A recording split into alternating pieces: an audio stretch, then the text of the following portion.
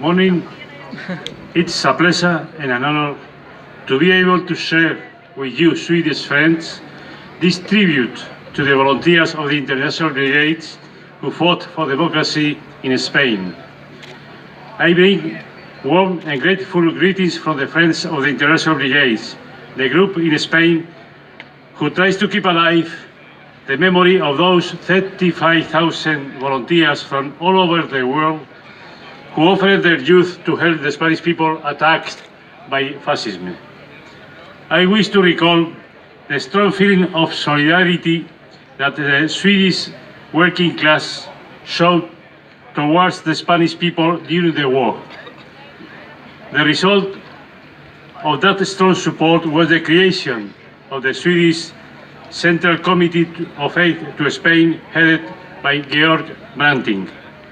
It prompted an impressive tide of solidarity that gathered massive aid for Spain and also funded a modern hospital in Alcoy, near Alicante, and several children's homes. Apart from this generous help, Sweden contributed to the struggle of the Spanish people with almost 600 volunteers who fought in the International Brigades.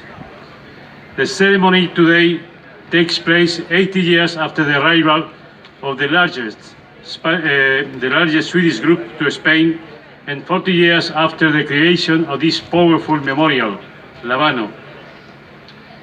I would also like to recall that 6 years ago, we launched a memorial in Madrid with the special help of Swedish organizations such as the LO Union and the Svenska Spanish Frivilligas Vänner, among others. I want to emphasize the important role played by the Swedish volunteers in the different battles, you have the map, in which they participated. I would like to mention a few names.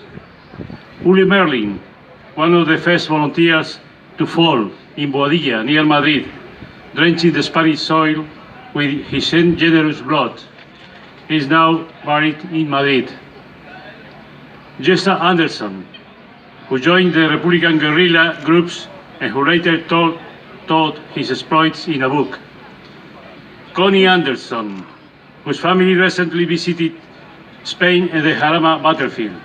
It was very moving to see Connie's children, grandchildren and great-grandchildren working on the old trenches where Connie had been fighting.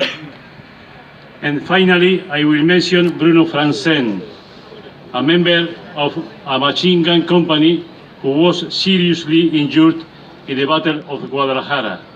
His life was saved thanks to the efforts of two doctors, the New Zealander Douglas Jolly and the Canadian Norman Bethune.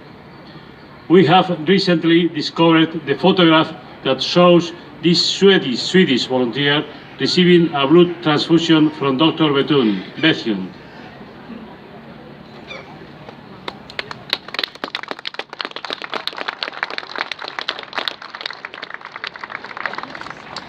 And the words Bruno pronounced to Henning Sorensen, Bethune's assistant.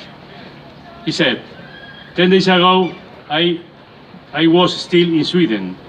It has only been 3 days since I arrived here in Spain, and I have already been hit by gunfire. The first fight, and I can no longer help the comrades. I have had no time to do anything for our cause. That proud solidarity movement of the Swedish working class continues to be a reference point for the current struggles with the challenges posed by modern fascism, which take on different forms from those in the past, but still threatens our ideals of freedom, justice, equality, and welfare. That is why I wish to conclude these words with the same affectionate greeting that a group of Swedish soldiers gave to the young fighters of Spain. Long live the fraternal international solidarity of youth in the struggle for peace and freedom. Thank you.